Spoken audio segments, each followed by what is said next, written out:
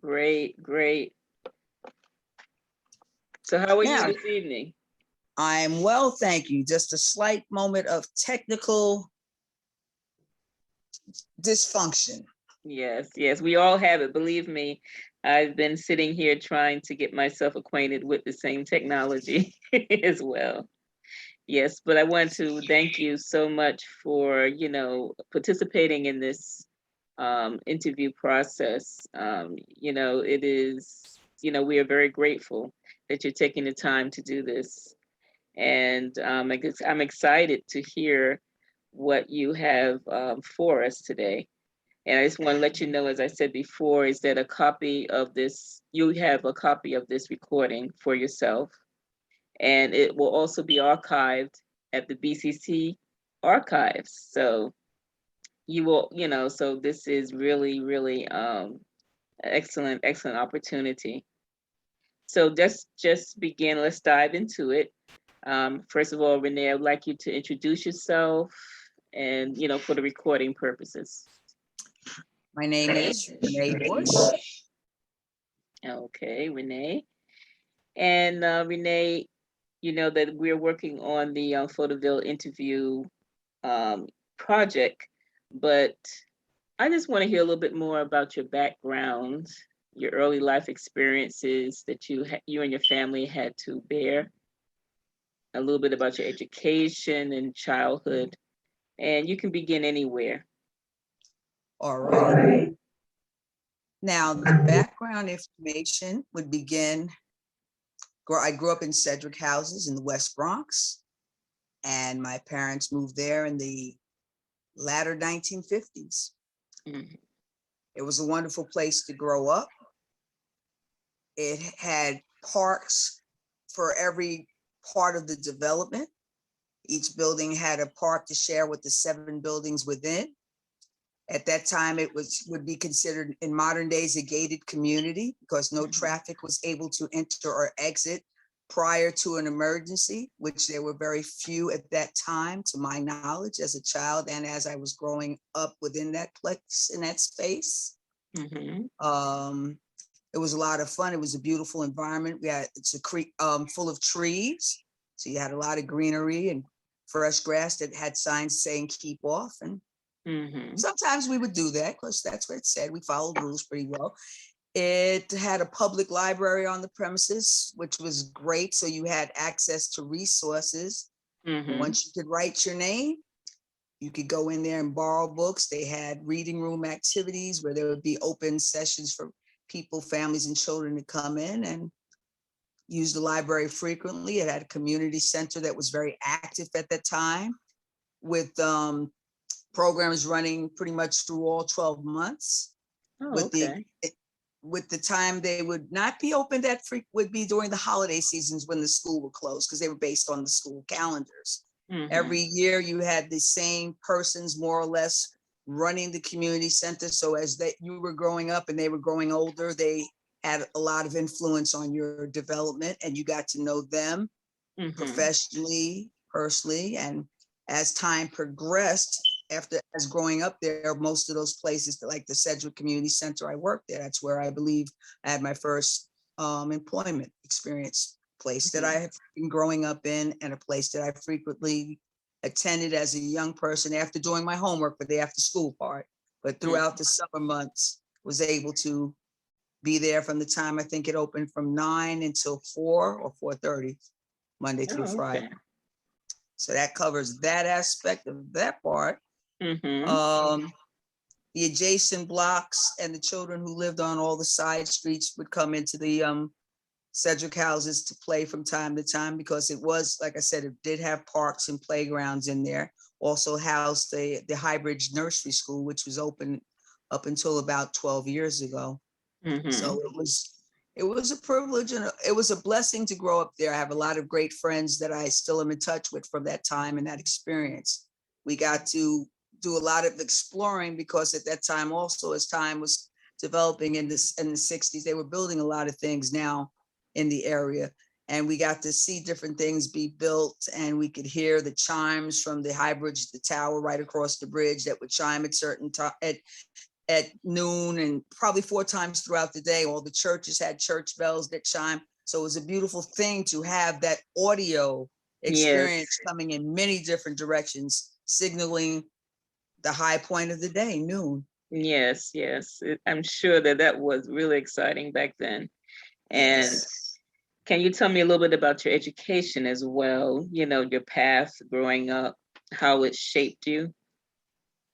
Well, like many children who lived in New York City, you have a public school within walking distance that would usually cover you from elementary to middle school. They call it now, it was called junior high school at that time, and high school, and all that could be within a walking distance from where you resided. So I attended PS 104, which the real name at that time was Abraham Ernfield, and now it's called the Shakespeare School, and the building was built in 1929. Oh, okay, okay. So I went there from K to 5th. That year was the year they dropped the 6th grade and added that into the junior high school. Right, which was stated PS 82, because at one point it was a public elementary school that hosted kindergarten and up. The school was built in 1925. I attended the school in the 60s, mid 60s, from 6th to 8th grade. So at that time, a lot of my former teachers grew up also, some of them grew up in Sedgwick houses. They also attended the same schools that I did. And then for high school, I went to William Howard Taft High School, built in 1940. So I went to the community schools. The education system, well, I don't know. Well, we went to school and we learned a lot of false truths. Okay. And that would apply to everyone of every ethnicity and human being who went to school, because a lot of stuff was not told you. Fortunately, in many ways, I have access to a lot of books. My parents read to us bedtime stories all the time. So they read to us, they were well read. We had literature with Black history and encyclopedias and whatever else it was that you had. Today we had classical books, Robert Louis Stevenson. We had books by a lot of the great Black writers as well. Those I couldn't read yet, or any of the other ones per se, because they were a little above the grade level, but they were there. And from time to time, if they're there, you're going to pick them up, and other people will pick them up and read them to you until you're able to read them. So we had access to a lot of books. The education, in the sense of going to a school that had people of different ethnicities, was grand. I'm sure diversity is really important. It's very important. I went to school. The majority of people in the University Heights, or as they call it, Morris Heights section of the Bronx now, I believe, were people who are Caucasian. There were a few, each year there were more people of color, as it was stated then, and depending on what time it was, how we were referred to. The school was clean. The buildings were immaculately clean, very sanitary. You could eat off the floor. You could see the beauty of the interior of how the buildings were constructed, the beautiful marble, the beautiful auditoriums with great, gracious chandeliers and nice curtains. Some of the artwork was very interesting. I remember most of it. Had the picture of the Blue Boy picture, which was a famous picture that was in a lot of the schools. I didn't see any African Americans in chains, although I know there were schools that had pictures like that as well in their auditorium. I didn't see any of that, which was good. And it's middle with that. You had a lot of community-based things going on. The schools, like I said, the schools were clean. The education, it varied, but I learned a lot of things I shouldn't do by attending New York City public schools and growing up at that time. So I'm thankful for that, because everything is a life learning lesson. True, very true. That's wonderful. I went to 104, 82 in Taft. I worked at each one of those schools at some point after graduating, being promoted from them. So the things that I liked, that I learned, I was able to implement. The things that I didn't like, I tried not to replicate and repeat. So I think all in all, with the twists and turns, as you grow, you develop more. Yes, you learn life lessons. Life lessons. And the experience would be more positive than not. I was thankful for having friends that I'm, as I said, still in touch with 40 plus years and better down the road of all different backgrounds. But one of the things that we all shared in common, we all had that, we grew up there and we grew and we played together and we interacted together and we scuffled together and we made up together. And it was great because you were able to speak out, you spoke to each other and you could talk to one another and you were able to, you learn resolution conflict in a different format, which is basically using your verbal skills, your compassion, and learning tolerance for yourself and others. So I think I got a pretty good education by growing up at the time I did.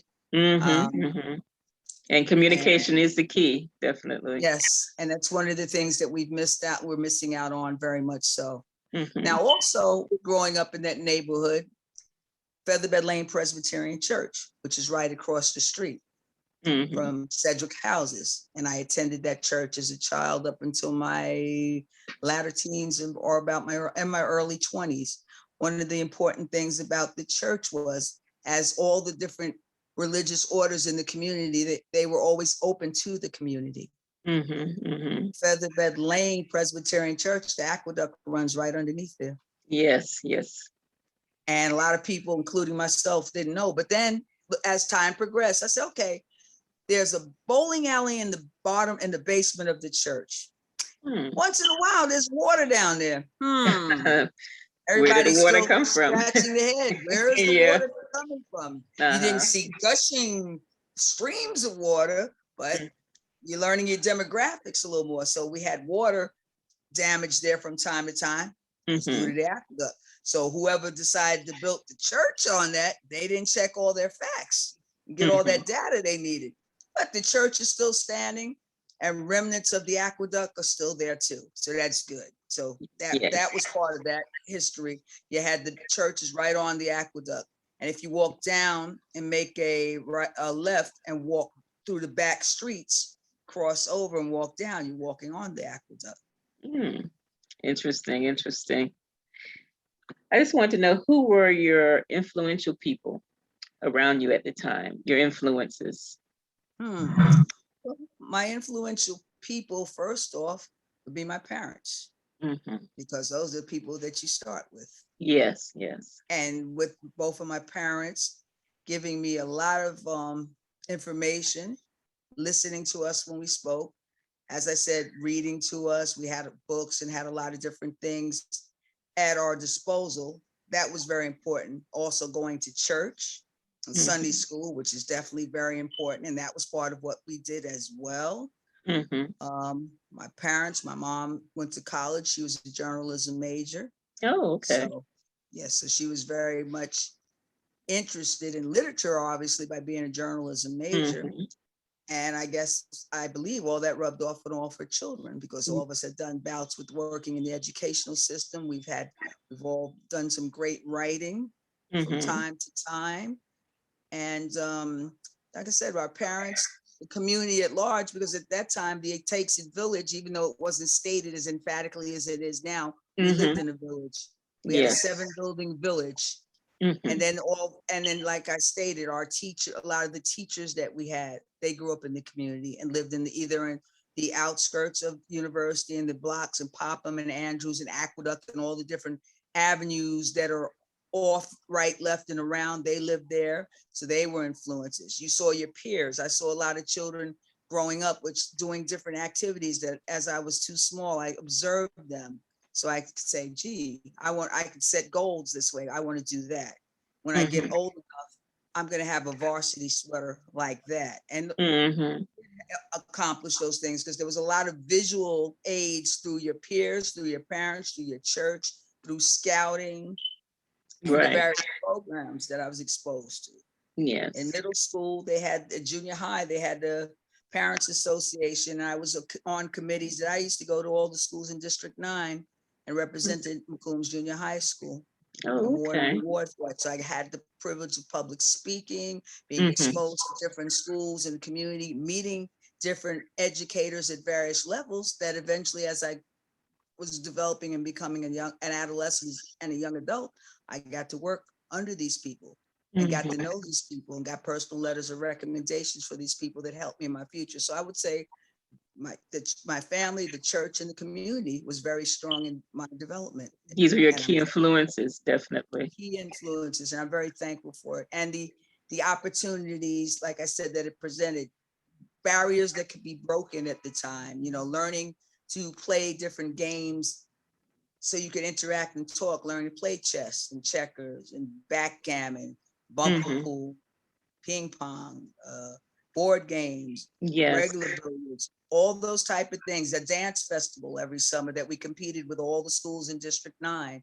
Mhm. Sedgwick Houses has a beautiful trophy somewhere that you all will probably never see because it's not stored there. There's a Mhm. beautiful trophy that they won for first place with stuff like that. So the whole community experience, for the most part, was positive.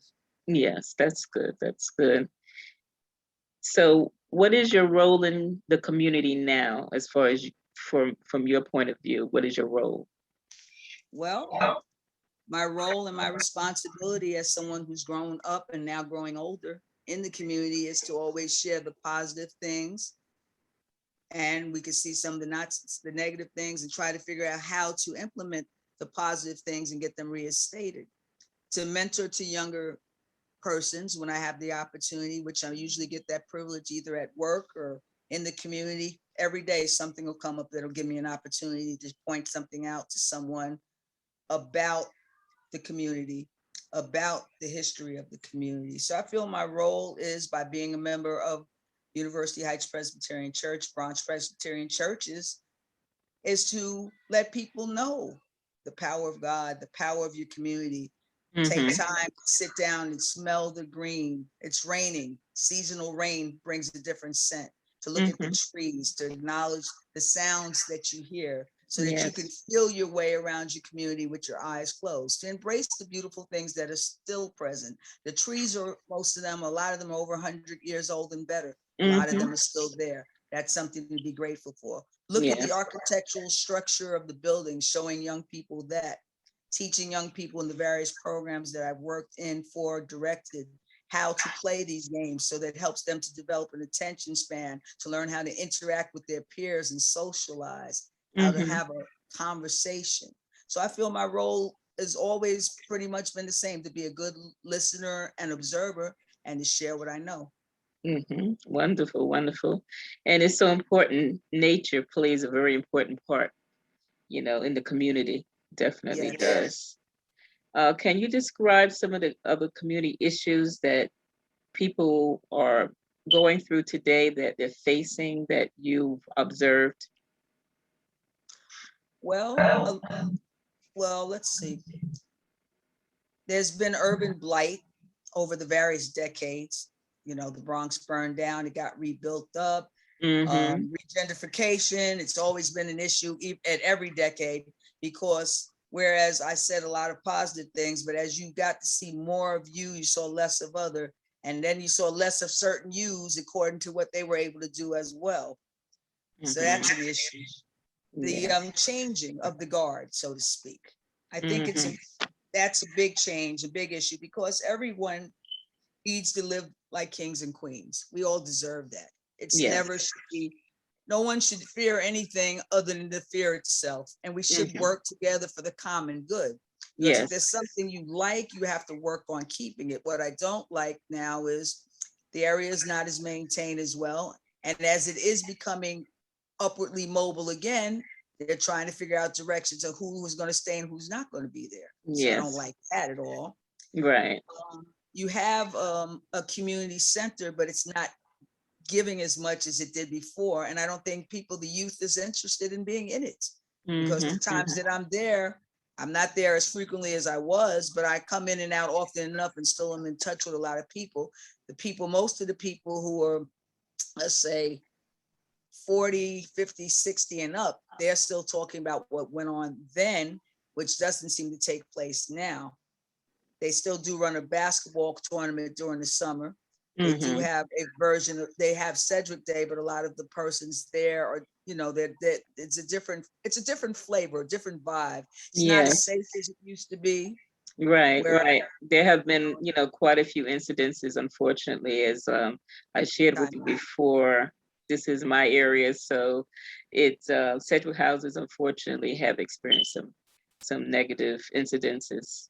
But, the people are hopeful, and, Right. the residents are hopeful. And And that's a good thing. Mhm. And you still have a lot of people there who are close to original residents. I think I can name maybe a few in each building who've been there. Their parents were there, and now some of them are still there, who had moved in the 50s. And now the place is, Sedgwick House is now, I believe, 75, 76 years old now. Because it's Mhm. built in 1950s. No, it's 70 some odd years old. It was built in 1950. Mhm. So Quite a there's a lot of history there.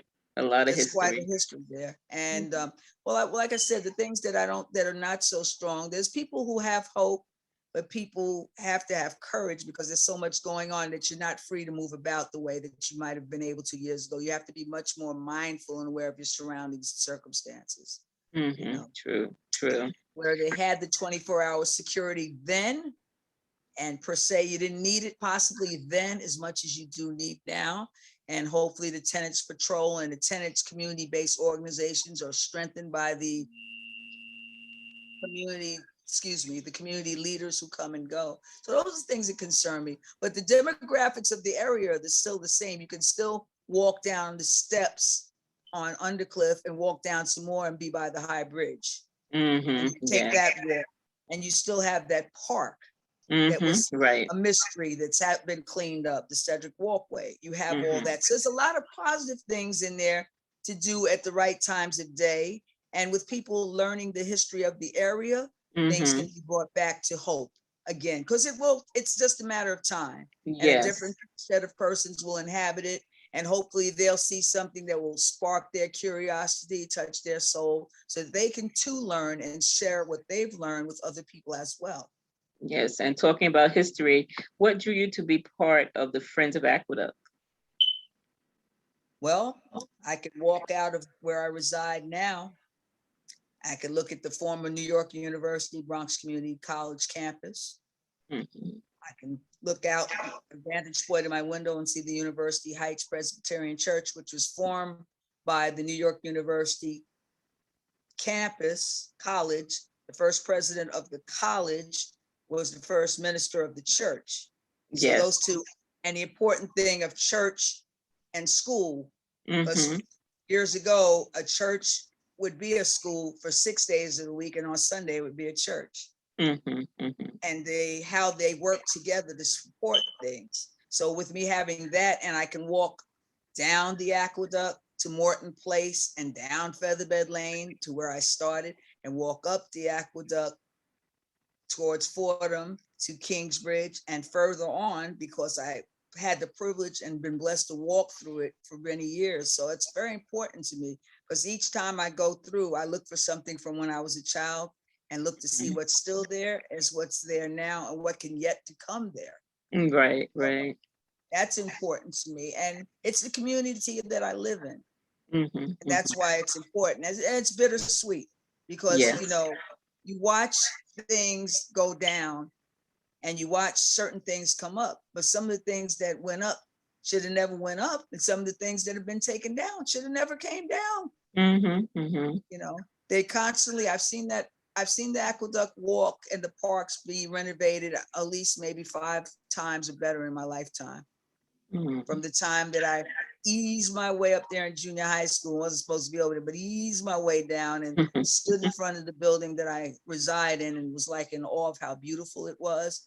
And spoke it up that I lived there one day, and God allowed me that experience. I'm very, very grateful for that. Wonderful. So the church that I grew up at, the sister church of the one I attend now. The mural of the Bronx Community College used to adorn my building. Oh, really? Okay. Oh, yes. There was a big mural of Hall of Fame Terrace all the way around the lobby with all the information, because the building was titled University Apartments. And after the university, there's across the street where our Aqueduct Walk is. Yes. And the walk is pleasant. You have the trees. I've seen the light fixtures change from those of old to those of new. I've seen the configuration of the benches and the shed house that stored the tools for cleaning up the park. They had different things. They had the swinging rope planks for you to climb and swing on at one point. They had the chessboards. They took them out. They brought them back. They took them out. They brought them back. They got it back in some points. They took a lot of the benches out. They can change the configuration of the basketball courts. Unfortunately, they removed the handball courts that used to be down the steps to the left as you're walking up from Aqueduct, walking back onto Aqueduct and Grant. There was a handball court there. And when they renovated it, they took out the double handball court. Should never have removed that. Right. They had a shuffleboard court on the Fordham side. They took that out. Should never remove that. People might not know what shuffleboard is, but if someone came out from the parks department or the community and brought it out there and started playing it, it would intrigue people.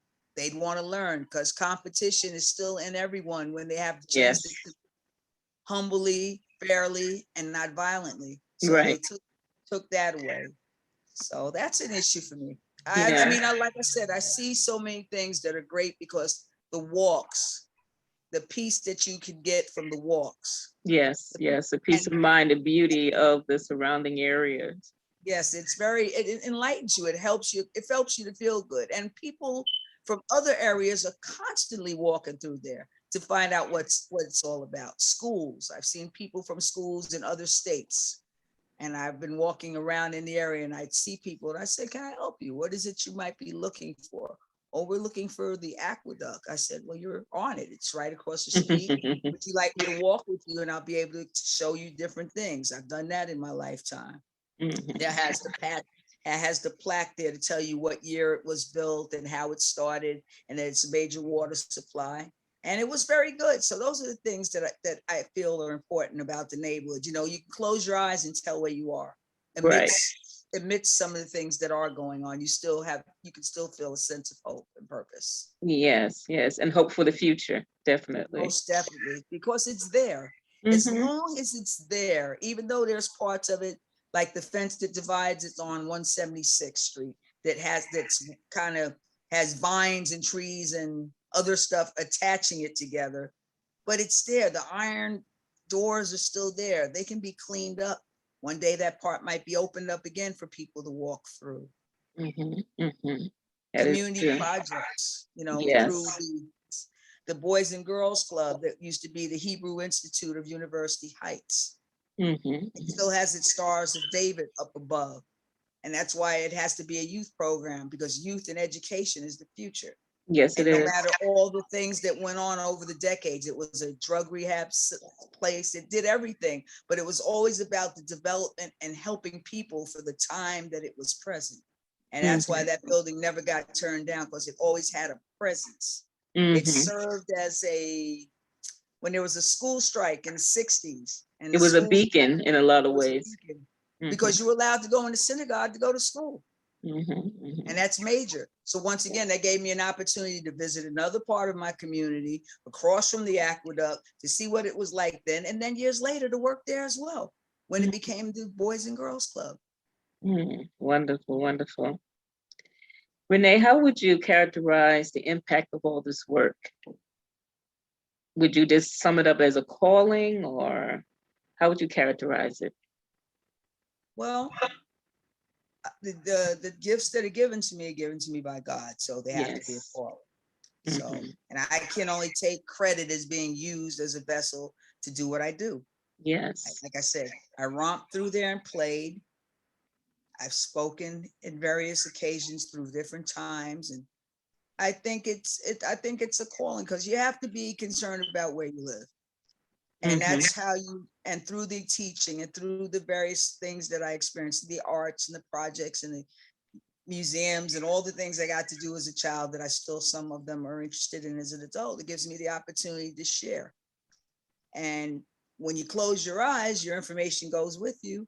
So therefore, your responsibility is to share. Yes. Can't always just say mine. Like right. That's true. You can't just do that. You have to share. So and teach in a lot of ways too, as well. And preach, because that's all part of it. And listen. Because you have to listen. Young people have a lot to share. That's a neighborhood that hip hop, Sedgwick Avenue, Cool Herc, Used to DJ at our parties at the Featherbed Lane Church at the time. All the things that were connected, every single thing that went on, a lot of it took place there. Some of it took place on Aqueduct.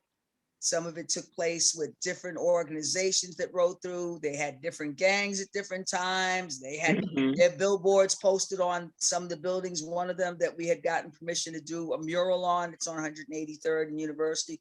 The back side of it faces the Aqueduct. It had a painting in the 70s that said the chosen few, the 12 o'clock crew, had people with zoot suits on and character sign with a coin watch out there. So I've seen a lot of that stuff. And you know, there's always a message for every decade. So it's a calling. Yes, you know, yes. Even when you go, that Bronx is always in you. I've read things from people who used to live in the area, and they always remember how fond they're going to the schools that most of the people attended, playing in the parks there. And that's still a high point in their reference. And some of those people are 70, 80 and better. That same neighborhood, that same area. Yes. So it's special. It's really special. Yes, it is. Renea, do you have any final words or anything that you would like to add? Information you would like to add before we close out? Again, I appreciate this whole, recording and interview process. And, for me, it has also been an education as well, to learn about the new nuances of the area and everything that has taken place and things that we need to appreciate. So do you have any final words you'd like to add? Well, I'm very grateful for the opportunity to speak with you. I was grateful to be able to share what has been given to me through my 5 senses. I'm thankful that there's still hope. And it's always a humbling experience to have the opportunity to speak on your community, your churches, your playgrounds, your parks, and your life experiences, and hoping that other people will and know that they will gather those same opportunities and will hear this and see this down the road with some other things that have been archived over the years about the schools and the dances and all the different things that have taken place, which will excite others in this 21st century to revisit the past and put a shine on the future with what they gather. Because it does matter. Yes, it does. It does. Everyone matters. And that's the whole key, even through the pandemic and what we've all experienced, we have to understand that we're all part of the human race and that we all do matter. Yes, and this is why our playgrounds and our outdoor spaces are important, because you were told to stay inside, but outside was your hope. Yes, yeah. Because you have your green, and as long as you have trees, that was purifying the oxygen. That was giving you shade. Yes. So that you could come out and see sunlight, get some sun, but get some shade. It brought coolness. It gave you time and perspective to think. It gave you time to learn to bond with your family. It gave people time to appreciate educators, because teachers and those are often taken for granted. They think that they get too much time off and it's so this, but now once you had to stay home, which was a blessing to you to have a place to stay with your children and families to learn them.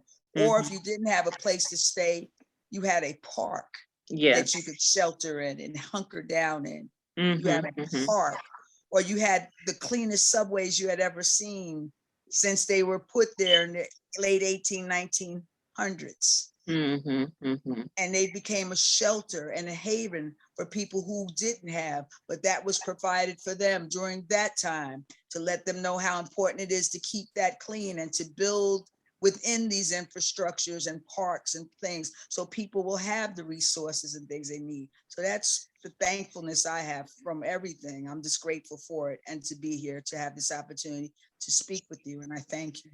And I thank you too, and I'm grateful for the opportunity to speak with you. You have a blessed night, and thank you again. And I wish you and your family the same. Be blessed and continue to be a blessing. Thank you. Okay, thank you. Take care now. Bye-bye. Bye-bye.